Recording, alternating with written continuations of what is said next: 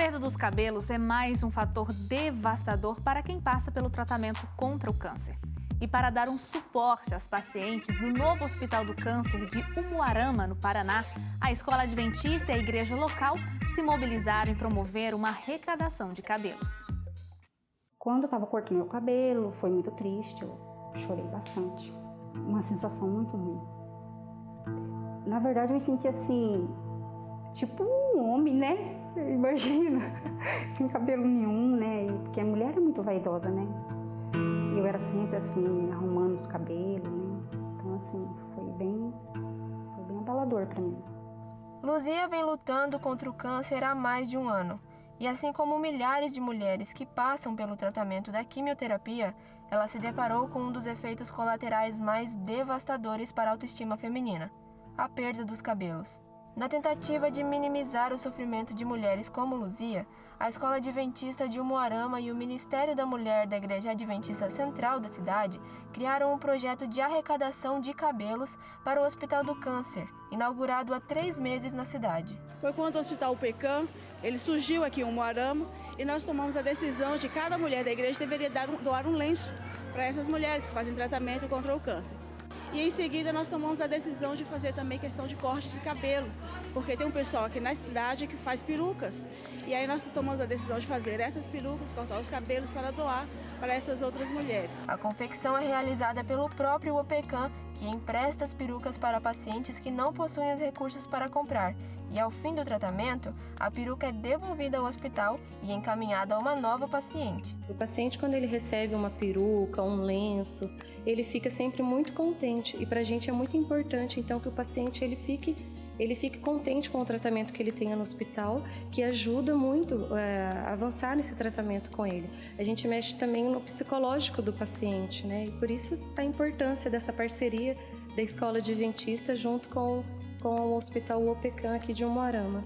Em apenas um domingo, mais de 70 pessoas doaram seus cabelos. Entre elas, a aluna Camille, que esperou a semana toda para contribuir com o projeto. Muda que eles fazem uma peruca e deixa a pessoa se sentir novamente como ela era antes de perder o cabelo. E toda pessoa que tem câncer tem o direito de levar uma vida normal. E o resultado já pode ser visto no sorriso de Luzia. Meu filho fala: mãe, você é uma diva. Né? Então, te anima mais.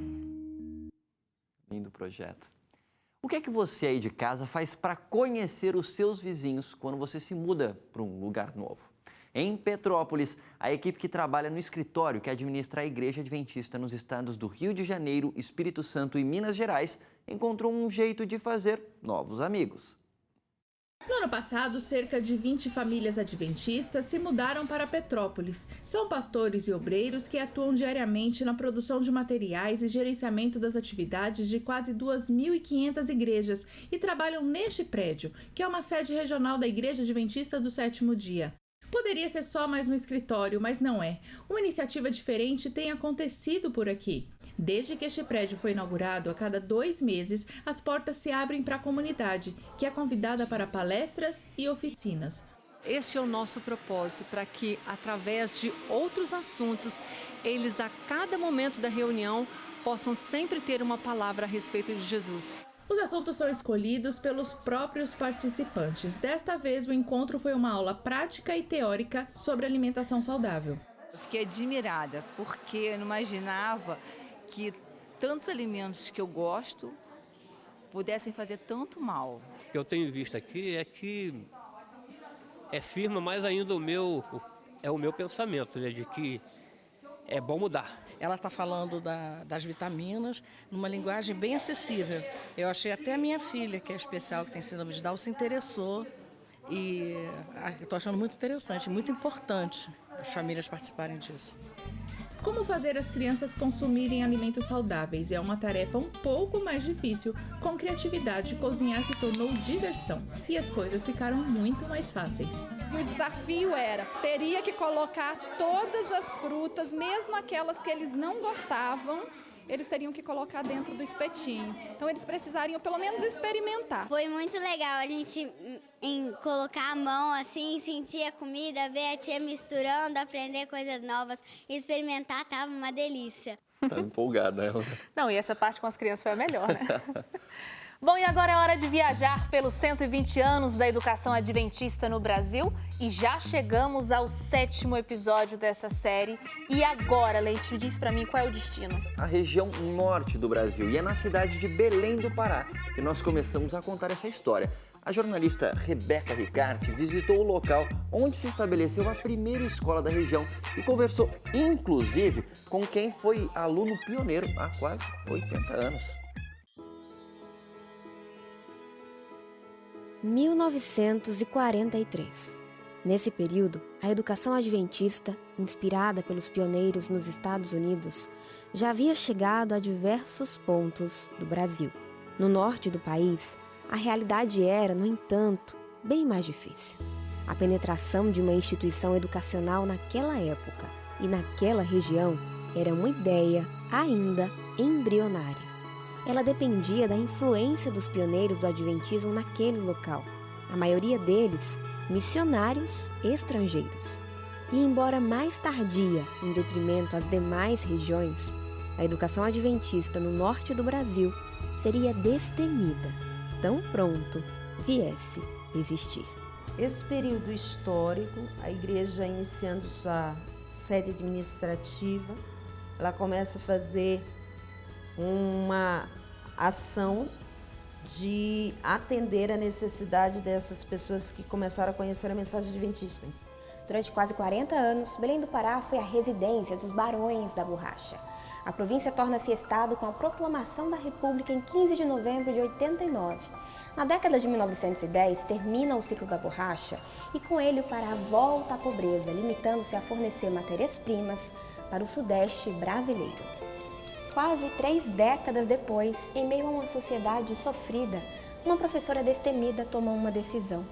O nome dela era Esmeralda e a história que ela começa a escrever se passa exatamente nessa igreja. Em pequenas salas, com poucos recursos, no centro da capital paraense, começa a surgir a educação adventista no norte do Brasil. A educação adventista surge na região norte do Brasil a partir de 1943. O nosso pastor era o pastor Bruno e a sua esposa Virgínia, eram os americanos. Então eles se interessaram para que houvesse aqui atrás da igreja uma escola. Funcionava a igreja e as salas onde atendia as crianças, as pessoas no sábado, essas salas aproveitadas para funcionar como escola. A primeira professora dessa escola foi a Esmeralda Fonseca, minha irmã. Ela costumava trabalhar com todas as séries até a formação final deste aluno. Então, eu tinha mais ou menos de 7 para 8 anos. E a escola funcionava, tinha um ensino religioso primeiro, era a primeira parte, a devoção. Então, introduzindo os alunos assim, a primeira parte, falar com Deus, a oração. Durante a Segunda Guerra Mundial, o Brasil, vivendo a era varguista, volta novamente os olhos para essa região. O segundo ciclo da borracha traz novos investimentos para a cidade de Belém, que ganha um aeroporto, a vila militar e o grande hotel. Nesse período ocorrem novas imigrações e a chegada de famílias na cidade aumenta a procura por escolas diferenciadas. A igreja começou a crescer num bairro próximo ao centro, chamado São Brás. Então surge mais uma igreja adventista, só que com um terreno maior, né? E ali é construída então a nova escola, né? Que passa a ser chamada Escola Adventista. Hoje, melhor, é chamada como Escola Adventista de São Brás. Mas nos seus primórdios era a Escola Adventista de Belém, porque seria a única. A escola não tem assim ideia de como me ajudou. Eu perdi meu pai. E a escola foi esse suporte. E a escola adventista está presente assim na minha vida desde sempre. A escola que ainda existe hoje, que hoje nós chamamos de Escola Adventista de São Brás, que é conhecida como, aqui no nosso meio como a Escola Mãe. E uma mãe só ganha essa referência pela experiência de gerar. É o amor à causa e a devoção pela missão em educar que cria o desejo por filhos. E com a rede adventista, ao longo da história, não foi diferente. Cada primeira escola, com cada primeira história, criou um legado, talvez inimaginável por quem enxergou o começo. Nesse período surge uma instituição de saúde que é o Hospital Adventista de Belém. Então, muitas pessoas vinham de fora, do sul do Brasil, morar na cidade de Belém, trabalhando no hospital, e os filhos tinham necessidade de fazer o que hoje nós chamamos de ensino médio. Surge então o nosso querido Instituto Adventista Grão-Pará para atender a necessidade do crescimento da igreja. Eles abriram uma turma para admissão ao ginásio, eu, minha irmã, fizemos os testes, passamos e viemos estudar no ano de 1964. Eu trabalhava numa escola ali em São Brás e aceitei o chamado do Grão-Pará. E no Grão-Pará eu ensinava artes industriais, técnicas comerciais, educação para o lar. Também tinham atividades extracurriculares, que era marcenaria, que era corte e costura. Então nós tínhamos aula comportamental dentro da escola. Tinha muito essa questão de preparar o aluno como um todo para a sociedade. Fiz as faculdades públicas aqui do Pará, né, a UFPA e a UEPA, e prestei o Enem, que me dava oportunidade para ir para outros lugares, né? Eu acabei indo para a UNB, na Universidade de Brasília, onde eu estou hoje. O nosso foco é educar para a eternidade, mas temos que prezar pela qualidade de ensino dentro da região, suprindo as necessidades daqueles que nos procuram. Atualmente, com uma economia baseada na exploração mineral, o Pará é a maior reserva mineralógica do planeta. Rico, produtivo, de povo forte e guerreiro. Características de uma região que a educação adventista assimila ao aqui se instalar. Uma escola que cresce, ensinando que a maior riqueza não vem dos minérios, tampouco do suor do trabalho. Riqueza é uma recompensa que vem conduzida como as águas de um rio que desaguam em seus afluentes. É exatamente isso que acontece quando se aprende a compartilhar o amor de Deus. Para mim foi um privilégio eu ter sido aluna da primeira escola do norte do Brasil. E graças a Deus também meus filhos acompanharam a mesma educação adventista e agora meus netos também. Então eu me sinto realizada em saber que eu faço parte da história da educação adventista. Eu passei 8 anos aqui, então a gente acaba deixando uma marca, a gente acaba saindo daqui e dizendo, eu estudei na escola adventista. A memória e a história, elas são compostas de vidas. A minha vida pessoal, ela é uma marca de várias histórias que passam dentro da instituição. A minha avó, ela estudou aqui na escola, a minha mãe e os irmãos dela estudaram aqui, o meu primo estuda aqui e hoje eu e a minha irmã estudamos aqui. E nós somos a terceira geração adventista que está estudando aqui na escola.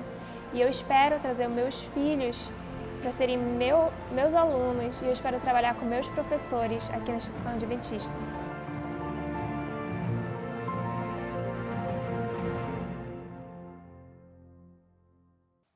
E na próxima semana vamos ao último destino da série especial que comemora os 120 anos da educação adventista no Brasil. E o nosso último destino é a Amazônia. Vamos conhecer a história de uma escola que surge no coração da mata. E o Revista Novo Tempo vai ficando por aqui, mas você obviamente não deixe de visitar o nosso site, o nosso blog e rever as reportagens. Acesse novotempo.com/jornalismo. E também as nossas redes sociais, facebook.com/ntjornalismo e @ntjornalismo no Instagram. Você ainda também pode ver os sites noticias.adventistas.org, news.adventist.org e revistaadventista.com.br. É isso aí. Muito obrigada pela sua companhia mais uma vez. A gente se vê na semana que vem. Tchau, tchau. Tenha um ótimo descanso. Tchau.